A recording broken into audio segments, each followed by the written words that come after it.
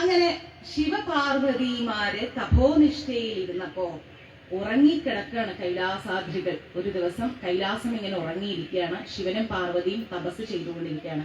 കുമാരദേവൻ ഇങ്ങനെ വന്നു. എങ്ങനെയാ വരുന്നത്? ഭയങ്കര ശബ്ദം ഉണ്ടാക്കിക്കൊണ്ട്. നമ്മുടെ പിള്ളേര് വരുമ്പോ വാടിയും വിടിയും ബഹളവും ഒച്ചപ്പാടും ഉണ്ടാവില്ലേ, അതേപോലെ കുമാരൻ വരികയാണ് ഭയങ്കര ശബ്ദത്തോടെ. നവചൈതന്യം എന്നാ പറയുന്നത്. നവചൈതന്യത്തോടെ ഭഗവാൻ വന്നു. തൃപ്പാദങ്ങളിൽ പൊട്ടിച്ചിരിച്ച് തിമിർക്കുന്ന നവരത്ന ചിലമ്പുകളുണ്ട് ഭഗവാന്റെ കാലിൽ. ഭയങ്കര ശബ്ദമാണ് ഭഗവാന്റെ കാലിന്റെ ചിലമ്പ്. എന്നിട്ടോ ഒരു അരഞ്ഞാണുണ്ട് ഭഗവാന്റെ അരയില്. അതാണ് ഭയങ്കര രസം. ആ അരഞ്ഞാണം ഇങ്ങനെ ആ ചെറിയ ആലില വയറ് പോലത്തെ ഭഗവാന്റെ വയറിൽ ഇങ്ങനെ അരഞ്ഞാണം മുട്ടിക്കിടക്കുമ്പോ ഒന്ന് ഇമാജിൻ ചെയ്യണേ. നല്ല വടിവത്ത സൗന്ദര്യം. നമ്മുടെ ഐശ്വര്യറായി ഒക്കെ നല്ല ഡ്രസ്സ് ഇട്ട് കഴിഞ്ഞാൽ നല്ല ഷേപ്പായിട്ടിരിക്കില്ല, അതേപോലെ നല്ല രസമുള്ള ഒരു ബോഡി ഷേപ്പാണ് ഭഗവാന്. ആ അരയിൽ ഇങ്ങനെ നല്ല തിളങ്ങുന്ന അരഞ്ഞാണവും കാലിൽ നല്ല ചിലമ്പും നല്ല കൈതപ്പൂ നിറഞ്ഞ ആ ഒരു കൈകളില് ഭഗവാന്റെ ആ കയ്യിലൊക്കെയുള്ള വളകള്, വെൺമുത്തുകള്, കാഞ്ചനമാലയില് നല്ല കനക പതക്കങ്ങള്, ആടിക്കളിക്കുന്ന മാലകള്. ഭഗവാന്റെ നെഞ്ചിൽ കിടന്ന മാല ഇങ്ങനെ ആടും.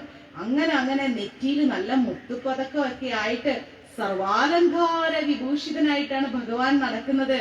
സുന്ദര കളയധരനായി ഇങ്ങനെ പ്രകാശിക്കുകയാണ് ഭഗവാൻ. പൂർണ്ണചന്ദ്രനെ പോലെ പ്രകാശിക്കുന്ന മുഖവും ചെൽ ചെൽ ചെല്ലിങ്ങനെ ശബ്ദം കേൾക്കും ഭഗവാൻ നടക്കുമ്പോ. എന്നിട്ടോ ഭഗവാനാണല്ലോ പുല്ലാങ്കുഴൽ ഊതിക്കൊണ്ടേയിരിക്കും. നമ്മൾ എവിടെയെങ്കിലും കേട്ടിട്ടുണ്ടോ ഭഗവാൻ പുല്ലാങ്കുഴൽ ഊതുന്നത്? ഇല്ലല്ലേ?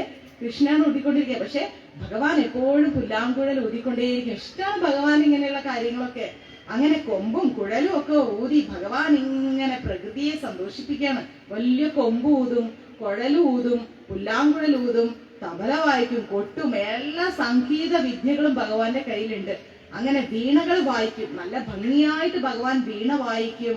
സർവചരാചരങ്ങളിലും ഭഗവാൻ സന്തോഷം കൊണ്ടുവരും. മൃദകം, ഗിഞ്ചിറ, അങ്ങനെ ലളിത സംഗീത വാദ്യോപകരണങ്ങളൊക്കെ വായിക്കുന്നതില് ശ്രീ സ്കന്ദദേവനും ഭയങ്കര അപാരമായ കഴിവുണ്ട്. ഇപ്പൊ മനസ്സിലായി ഞങ്ങൾ ആർട്ടിസ്റ്റുകൾ എന്തിനാ പഴനിയിൽ ഓടുന്നതെന്ന്? ഭഗവാൻ കലയെ ഭയങ്കരമായി സ്നേഹിക്കുന്നു. മനസ്സിലാവുന്നുണ്ടോ? നന്നായിട്ട് ഇഷ്ടപ്പെടും ഭഗവാൻ. അപ്പൊ കലയുമായി ജീവിക്കുന്ന ആളുകൾക്കും ഭഗവാൻ പ്രത്യേക അനുഗ്രഹം നൽകും. അങ്ങനെ ഭഗവാൻ ഭയങ്കരമായിട്ട് ഇങ്ങനെ ആനന്ദിപ്പിക്കും ഈ ചുറ്റുപാടുള്ള എല്ലാ ജീവജാലങ്ങളെയും. മൃദുപാദങ്ങൾ ചലിപ്പിച്ച്, ചെറിയ പാദങ്ങളൊക്കെ ചലിപ്പിച്ച്, കൈവിരലുകളിലൊക്കെ ഇങ്ങനെ മുദ്ര കാണിക്കും ഭഗവാൻ. മുദ്രയൊക്കെ കാണിച്ച് നല്ല നല്ല ഭാവങ്ങളൊക്കെ ഇങ്ങനെ ഇങ്ങനെ ഇങ്ങനെ ഇങ്ങനെ പ്രകടിപ്പിക്കും ഭഗവാൻ മുഖത്ത്. ഭരതനാട്യമൊക്കെ ചെയ്യുന്ന പോലെ ഭയങ്കര നവഭാവങ്ങളൊക്കെ പ്രകടിപ്പിച്ച് ആ വില്ല് പോലെ വളഞ്ഞ പുരികക്കുടിയാണ് ഭഗവാൻ. ആ പുരികവും എല്ലാമായിട്ട് നൃത്തം ഇങ്ങനെ ആടി തിമിർക്കും ഭഗവാൻ. നന്നായി നൃത്തം ചെയ്യും. 14 ലോകങ്ങളും ഭഗവാന്റെ നൃത്തം കണ്ട് ആസ്വദിക്കും. അങ്ങനെ മുരുകന്റെ ആ ഒരു നൃത്തത്തിന് ചുവടുകൾ വെച്ചപ്പോ വലിയ വലിയ മലകളെല്ലാം ഇളകാൻ തുടങ്ങി. ഭഗവാൻ നൃത്തം ചവിട്ടിയപ്പം വലിയ മലകളൊക്കെ ഇളകി പിളർന്നു പോകുന്ന രീതിയിൽ ശക്തമായ ചുവടുകളായിരുന്നു ഭഗവാന്റേത്. ബാലലീലകളാണ് ഭഗവാൻ ആടിക്കൊണ്ടിരിക്കുന്നത്. കുഞ്ഞായ ഭഗവാൻ ഇങ്ങനെ ആടിക്കൊണ്ടിരിക്കെ കുസൃതി തരങ്ങൾ കാണിക്കുന്നതിൽ ഏറ്റവും മുകളിലായിരുന്നു ഭഗവാൻ. എന്തെങ്കിലുമൊക്കെ കുസൃതി കാണിച്ചുകൊണ്ടിരിക്കും. ഒരു സെക്കൻഡ് അടങ്ങിയിരിക്കില്ല. എല്ലായിടത്തും കുസൃതി കാണിക്കും. ഇത് പരാതിക്കെട്ടിൽ അങ്ങേയറ്റ ഭഗവാൻ. നമ്മുടെ കൃഷ്ണനൊക്കെ മാറ്റി നിർത്തണം. അത്രയും കുസൃതി ഭഗവാൻ കാണിച്ചുകൊണ്ടിരിക്കും. മലകളിലും താഴ്വരകളിലും ആറുകളിലും തടാകങ്ങളിലും സമുദ്രങ്ങളിലും എല്ലാം സഞ്ചരിക്കും. ഇങ്ങനെ സഞ്ചരിച്ചുകൊണ്ടേയിരിക്കും. നമ്മുടെ മല, കുന്ന്, താഴ്വര, നമ്മുടെ കൈലാസം നിൽക്കുന്നതിന്റെ ചുറ്റുപാട് ഇതൊക്കെ ഉണ്ടല്ലോ, അവിടെയൊക്കെ ഭഗവാൻ ഇങ്ങനെ നടക്കും. വേദശാസ്ത്ര വിശാരദന്മാരുമായിട്ട് വിവാദം നടത്തും. തർക്കങ്ങളിൽ പോയിരിക്കും. ആരെങ്കിലും ഇങ്ങനെ വേദങ്ങൾ പറയുകയാണെങ്കിൽ അവിടെ പോയി തർക്കിക്കാൻ പോയിരിക്കും. ഇങ്ങനെ ഭഗവാന്റെ വേദസാഹിത്യങ്ങളാണെങ്കിലോ അതിൽ ഒരു രക്ഷയില്ല. ഭഗവാന്റെ വേദസാഹിത്യം അത്രയും അഗ്രഗണ്യനാണ്. ഭഗവാൻ വേദസാഹിത്യങ്ങൾ പറയും. അവിടെ പോയിരുന്ന് അവരുമായിട്ട് തർക്കിക്കും. ദേവനഗര ഭാഷകളിലെല്ലാം, എല്ലാ ലോക ഭാഷകളിലൊക്കെ ഭയങ്കര പാണ്ഡിത്യമാണ് ഭഗവാൻ. ഏത് ഭാഷയും ഭഗവാന് മനസ്സിലാവും. മുരുകദേവന്റെ സഞ്ചാരങ്ങൾക്ക് ഒരു പരിധിയില്ല. ഭഗവാൻ കുഞ്ഞായി കുറച്ച് വലുതായി ഭഗവാൻ ഇങ്ങനെ ഓടി തിമിർക്കുകയാണ്. അങ്ങനെ കാലഭേദങ്ങളില്ലാതെ തടസ്സമെങ്കിൽ ഒരുപാട് എല്ലായിടത്തും പോയിട്ട് തടസ്സം ഉണ്ടാക്കി അവിടെ തർക്കിച്ച് വഴക്കുണ്ടാക്കി കൊടുക്കും. ചന്ദ്രമണ്ഡലത്തിലും സൂര്യമണ്ഡലത്തിലും ദേവലോകത്തിലും പാതാളത്തിലും എല്ലായിടത്തും ഈ സ്ഥലങ്ങളൊക്കെ അറിയുന്നത് പോലെ ഒരു പേടിയില്ലാതെ ഭഗവാൻ സഞ്ചരിക്കും. ആറുമുഖനായിരുന്ന സഞ്ചരിച്ച ഭഗവാൻ ചിലപ്പോ 6 രൂപങ്ങളൊക്കെ പ്രാപിച്ച് സഞ്ചരിക്കും. ഒന്ന് ആലോചിച്ചു, 6 മുഖത്തോടെ സഞ്ചരിക്കുക. ചിലപ്പോ 6 രൂപങ്ങളായിട്ട് സഞ്ചരിക്കും. അങ്ങനെ അങ്ങനെ ബ്രാഹ്മണ കുമാരനെ പോലെയും വൃദ്ധബ്രാഹ്മണനെ പോലെയും വീരാതിവീരനെ പോലെയും മഹർഷിയെ പോലെയും ഒരു കുട്ടിയെ പോലെയും സേവകനെ പോലെയും ആണ്ടി ഭണ്ഡാരത്തെ പോലെയൊക്കെ സ്കന്ദൻ ഇങ്ങനെ സഞ്ചരിച്ച് ചിലപ്പോ കാലിലൊന്നും ചെരുപ്പില്ലാതെ നടക്കും, ചിലപ്പോ ഒരു അശ്വത്തിന്റെ മേൽ കുതിര വലിച്ചോണ്ട് കുതിരയുടെ മുകളിൽ നടക്കും, ചിലപ്പോ ഗജത്തിന്റെ മുകളിൽ ആനയുടെ മുകളിൽ കയറും, ചിലപ്പോ രഥത്തില്, ചിലപ്പോ ഇങ്ങനെ ആകാശത്തിലൂടെ പറന്ന്, അങ്ങനെ പല വേഷങ്ങൾ, പല രൂപങ്ങൾ, പല ഭാവങ്ങൾ. കുമാരൻ ഇങ്ങനെ യഥേഷ്ടം സഞ്ചരിക്കുകയാണ്. മേഘങ്ങൾക്കിടയിൽ ഒളിച്ചു കളിക്കും, വായുവിൽ ഉയർന്നു പറക്കും. അപ്പൊ ഭഗവാന്റെ ഒരു ബാലചാബല്യങ്ങളെ കുറിച്ച് ആലോചിച്ച് നോക്ക്. ഇതൊക്കെ ഈ മുരുകൻ പാടി ഇങ്ങനെയുള്ള കുമാരന്റെ മായാവിനോദങ്ങൾ ഓരോ ദിവസം കൂടുന്തോറും കൂടിക്കൂടി വരികയാണ്.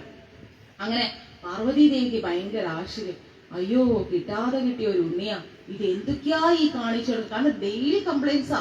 ആ മല പൊട്ടിച്ച് സമുദ്രത്തെ പിടിച്ചു നിർത്തി, കാറ്റിനെ വിടാതെ പിടിച്ചു നിർത്തി, അങ്ങനെ അങ്ങനെ പാതാള ലോകം മുതൽ എല്ലായിടത്തും കംപ്ലൈൻസ്. പാർവതി ദേവി പറഞ്ഞു, ദേവദേവ, ഈ ചെറിയ പ്രായത്തില് നമ്മുടെ ഉണ്ണി എത്രമാത്രം മായാലീലകൾ കാണിക്കുന്നു. അവ കാണുമ്പോ എനിക്ക് തോന്നുന്നു അങ്ങേപോലെ അഗ്രഗണ്യനാണ് അവനും എന്ന്.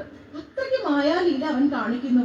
നമ്മുടെ പുത്രൻ സ്കന്ദദേവന്റെ അത്ഭുതങ്ങളെ കുറിച്ചൊക്കെ അന്നൊന്ന് കേട്ടു നോക്കൂ. ഞാൻ അവന്റെ അമ്മയില്ലേ, ഞാൻ എപ്പോഴും അവന്റെ പിന്നാലെ ഇങ്ങനെ നടക്കണം, അവന്റെ കാര്യങ്ങൾ അന്വേഷിച്ച്, അങ്ങൂടി കേൾക്കൂ എന്ന് പറഞ്ഞു.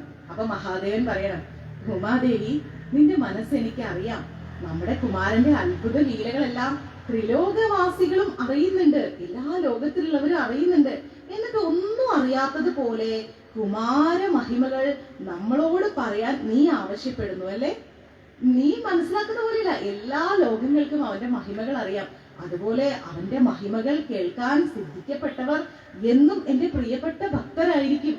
ആലോചിക്കെ, ഭഗവാന്റെ ഭക്തരായി നമ്മൾ മാറിക്കൊണ്ടിരിക്കുകയാണ്. നമ്മൾ അറിയാതെ, നമ്മുടെ ശരീരമല്ല, നമ്മുടെ ആത്മാവ്, നമ്മൾ അറിയാതെ ഭഗവാനിലേക്ക് പടുത്തുകൊണ്ടിരിക്കുകയാണ്. അദ്ദേഹം നമ്മളെ കണ്ടുകൊണ്ടിരിക്കുകയാണ്.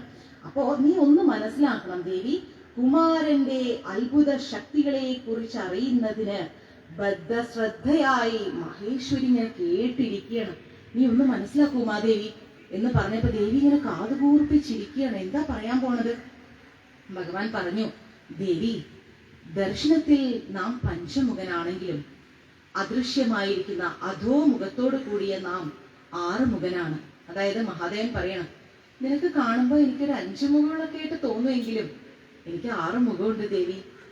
നമ്മുടെ കുമാരൻ പ്രത്യക്ഷത്തിൽ 6 മുഖനായി അവതരിച്ചതും അതുകൊണ്ട് തന്നെയാണ്. എനിക്ക് 5 മുഖമല്ല ദേവി, എനിക്ക് 6 മുഖമുണ്ട്. മഹാദേവൻ പറയാം, അതുകൊണ്ടാണ് എന്റെ മകനും 6 മുഖനായിട്ട് വന്നത്. നമ്മുടെ മന്ത്രം, അതായത് മഹാദേവന്റെ മന്ത്രം ഷഡാക്ഷര മന്ത്രമാകുന്നു. എന്താണ് മഹാദേവന്റെ മന്ത്രം? ഷഡാക്ഷര മന്ത്രമാകുന്നു.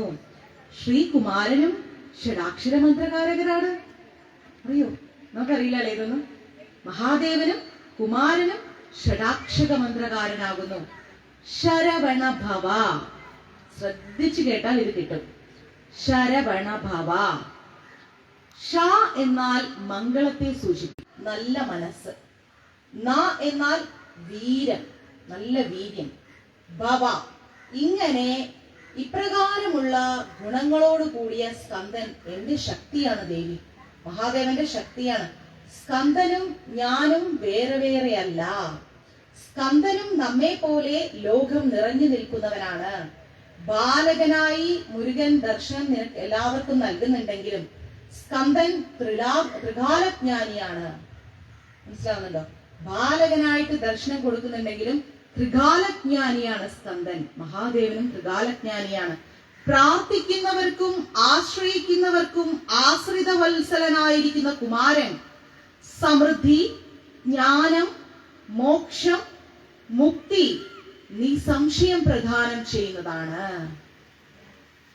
പ്രാർത്ഥിക്കുന്നവർക്കും ആശ്രയിക്കുന്നവർക്കും മുരുകൻ സമൃദ്ധി നൽകും, ജ്ഞാനം നൽകും, മോക്ഷം നൽകും, മുക്തി നൽകും. ഉറപ്പായിട്ടും നൽകിയിരിക്കും.